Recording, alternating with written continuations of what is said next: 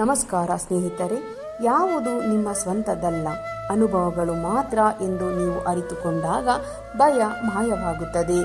ಜೀವನ ನಿರಂತರವಾಗಿ ಕಲಿಸುತ್ತದೆ, ಆದರೆ ಈ ಶಾಂತ ಮನಸ್ಸು ಮಾತ್ರ ಗಮನಿಸುತ್ತದೆ. ಬೆಳವಣಿಗೆ ನೋವಿನಿಂದ ಕೂಡಿರುತ್ತದೆ, ಆದರೆ ಹಾಯಾಗಿರುವುದು ಸಿಹಿಯಾಗಿರುತ್ತದೆ. ಅದು ನಿಮ್ಮನ್ನು ನಾಶ ಮಾಡುವವರೆಗೆ. ಇತರರನ್ನು ದೂಷಿಸುವುದರಿಂದ ಬೆಳವಣಿಗೆ ವಿಳಂಬವಾಗುತ್ತದೆ. ನಿಮ್ಮನ್ನು ದೂಷಿಸಿ ಅದನ್ನು ಪ್ರಾರಂಭಿಸುತ್ತದೆ.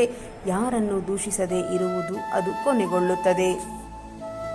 ಹೆಚ್ಚಿನ ದುಃಖವು ವಾಸ್ತವದಿಂದ ಬರುವುದಿಲ್ಲ, ಅದು ನಾವು ನಮಗೆ ಹೇಳುವ ಕಥೆಗಳಿಂದ ಬರುತ್ತದೆ.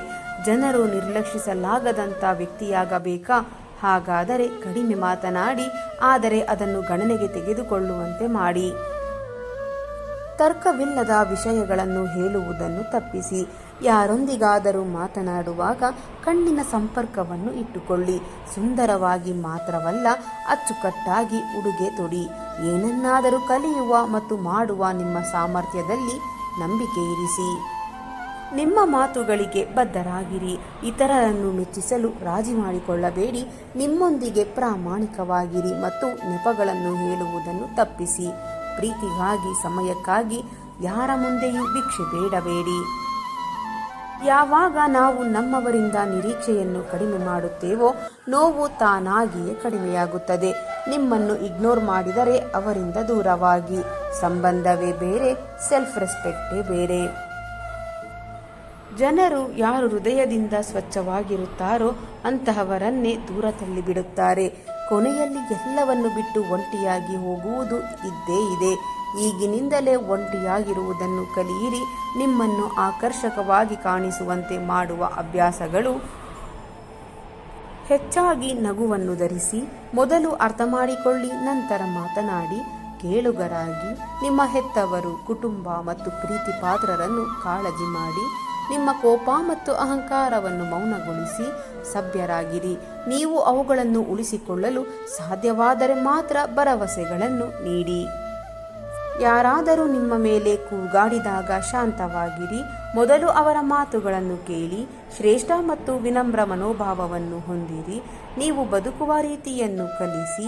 ಸಮಯ ಪ್ರಜ್ಞೆ ಮತ್ತು ಮಾತುಗಳನ್ನು ಉಳಿಸಿಕೊಳ್ಳಿ. ಸ್ವಯಂ ಶಿಸ್ತು, ಸರಿಯಾದ ಆಹಾರ, ವ್ಯಾಯಾಮದೊಂದಿಗೆ ನೀವು ಆರೋಗ್ಯವನ್ನು ನೋಡಿಕೊಳ್ಳಿ ಮತ್ತು ನಿಮ್ಮ ಖರ್ಚುಗಳನ್ನು ಸರಿಯಾಗಿ ನಿರ್ವಹಿಸಿ. ನೀವು ಕಾಳಜಿ ವಹಿಸುವ ಜನರಿಗೆ ಕಾಲಕಾಲಕ್ಕೆ ಚಿಕ್ಕ ಆಶ್ಚರ್ಯವನ್ನು ನೀಡಿ. ನೀವು ಭೇಟಿಯಾಗುವ ಅಪರಿಚಿತರಿಗೆ ಏನಾದರೂ ಒಳ್ಳೆಯದನ್ನು ಮಾಡಿ. ಅದು ಅವರ ದಿನವನ್ನು ಉತ್ತಮಗೊಳಿಸಬಹುದು.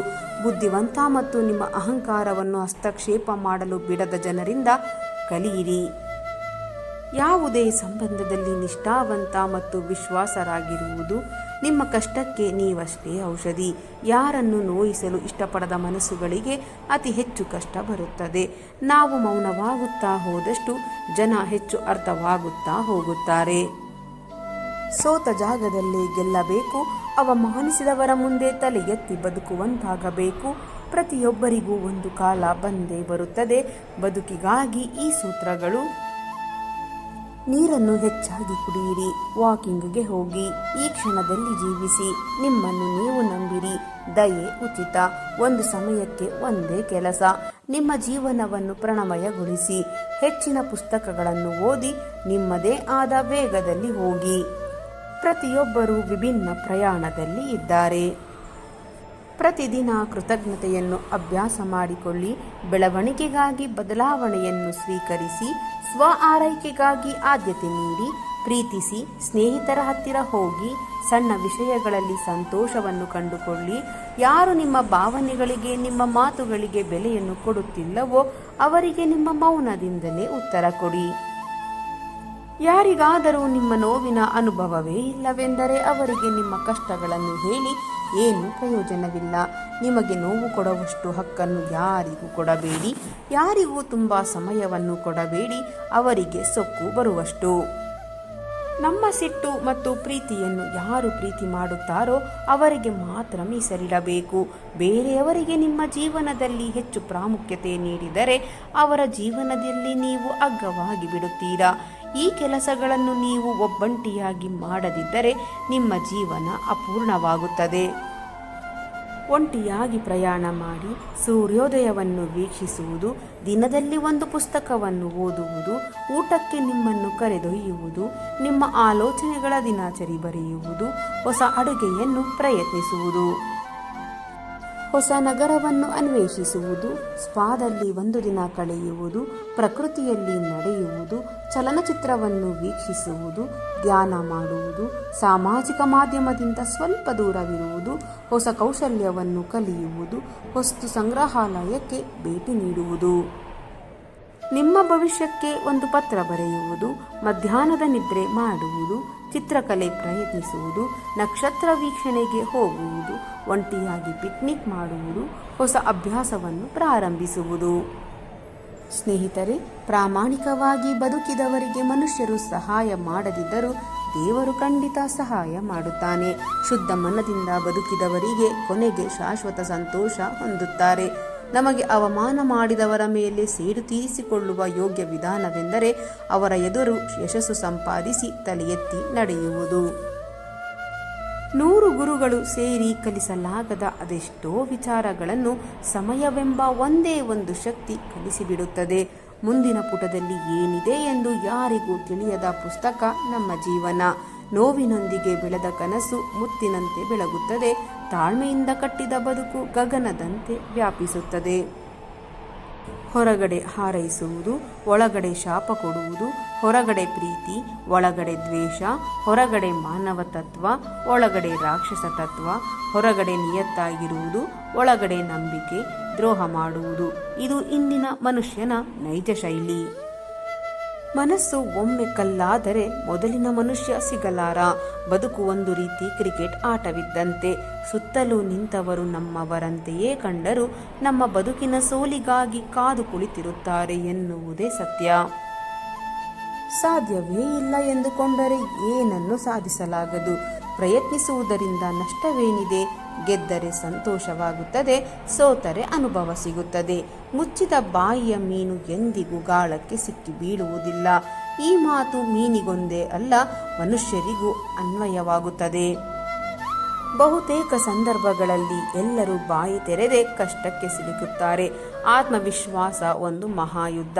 ಅದು ಎಲ್ಲ ಸಂದರ್ಭದಲ್ಲಿ ಜಯ ತಂದುಕೊಡದೆ ಇರಬಹುದು, ಆದರೆ ಯಾವುದೇ ಸವಾಲನ್ನು ಎದುರಿಸಲು ಧೈರ್ಯ ತುಂಬುತ್ತದೆ. ನೆನಪಿರಲಿ ಸ್ನೇಹಿತರೆ, ಎಲ್ಲರಿಂದಲೂ ನಮಗೆ ಪ್ರಯೋಜನವಿದೆ. ಒಳ್ಳೆಯವರಿಂದ ಸಂತೋಷ, ಕೆಟ್ಟವರಿಂದ ಪಾಠ ದೊರೆಯುತ್ತದೆ, ಪಾಠ ಕಲಿಯುತ್ತದೆ. ಸಂತೋಷದಿಂದ ಸಾಗೋಣ. ಯಾರು ತಮ್ಮ ಮುಖದಲ್ಲಿ ನಗು ಮತ್ತು ಮೌನವನ್ನು ಶಾಶ್ವತವಾಗಿ ಉಳಿಸಿಕೊಂಡಿರುತ್ತಾರೋ ಅವರು ಎಲ್ಲ ಸಮಸ್ಯೆಗಳನ್ನು ಎದುರಿಸುವ ಸಾಮರ್ಥ್ಯವನ್ನು ಹೊಂದಿರುತ್ತಾರೆ.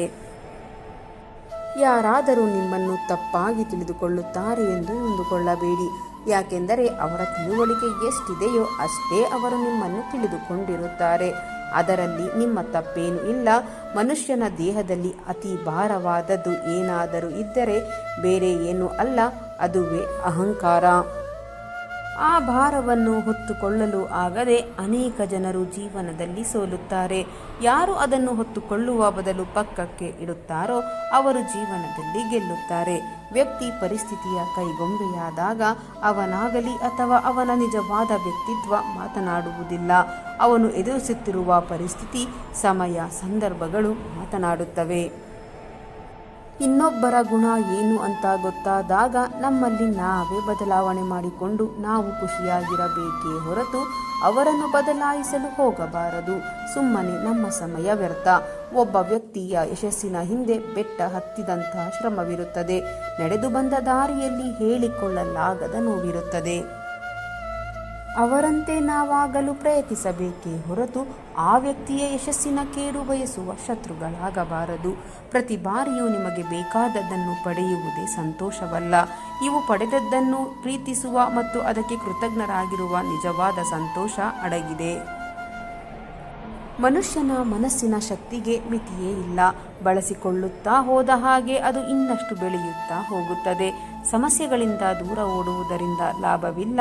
ಇದರಿಂದ ಅವುಗಳ ಪರಿಹಾರಕ್ಕೆ ಇರುವ ಅವಕಾಶಗಳು ಕೂಡ ದೂರವಾಗುತ್ತದೆ. ಜೀವನದಲ್ಲಿ ನಿಜವಾದ ಸ್ನೇಹಿತರು ಕನ್ನಡಿ ಮತ್ತು ನೆರಳಿನಂತೆ. ಕನ್ನಡಿ ಸುಳ್ಳು ಹೇಳುವುದಿಲ್ಲ, ನೆರಳು ಬಿಟ್ಟು ಹೋಗುವುದಿಲ್ಲ. ವಿರೋಧ ಎನ್ನುವುದು ಇಲ್ಲದೆ ಹೋದರೆ ವ್ಯಕ್ತಿ ಪರಿಪೂರ್ಣನಾಗಲಾರ. ಗಾಳಿಪಟ ಅಂಬರಕ್ಕೇರಬೇಕೆಂದರೆ ಗಾಳಿಯ ವಿರುದ್ಧವೇ ಸಾಗಬೇಕು.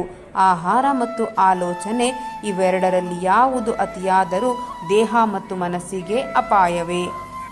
ಸ್ನೇಹಿತರೆ, ಇಂದಿನ ಈ ನನ್ನ ವಿಡಿಯೋ ನಿಮ್ಮ ಮನಸ್ಸಿಗೆ ಸ್ವಲ್ಪವಾದರೂ ಪ್ರೇರಣೆ ನೀಡಿದರೆ ವಿಡಿಯೋಗೆ ಒಂದು ಲೈಕ್ ಮಾಡಿ, ಶೇರ್ ಮಾಡಿ, ನಿಮ್ಮ ಅಭಿಪ್ರಾಯವನ್ನು ಕಾಮೆಂಟ್ ಬಾಕ್ಸ್ನಲ್ಲಿ ಹಂಚಿಕೊಳ್ಳಿ. ನನ್ನ ಪ್ರಯತ್ನ ನಿಮಗೆ ಇಷ್ಟವಾಗಿದ್ದರೆ ದಯವಿಟ್ಟು ಈಗಲೇ ನನ್ನ ಚಾನಲನ್ನು ಸಬ್ಸ್ಕ್ರೈಬ್ ಮಾಡಿಕೊಳ್ಳಿ. ಮತ್ತೆ ಮುಂದಿನ ವಿಡಿಯೋದಲ್ಲಿ ಇದೇ ರೀತಿಯ ಹೊಸ ಮೋಟಿವೇಶನಲ್ ಮಾಹಿತಿಯೊಂದಿಗೆ ಭೇಟಿಯಾಗೋಣ. ಅಲ್ಲಿಯವರೆಗೆ ಸಕಾರಾತ್ಮಕವಾಗಿ ಯೋಚಿಸಿ ಸಂತೋಷವಾಗಿ ಬಾಳಿರಿ. ಧನ್ಯವಾದಗಳು.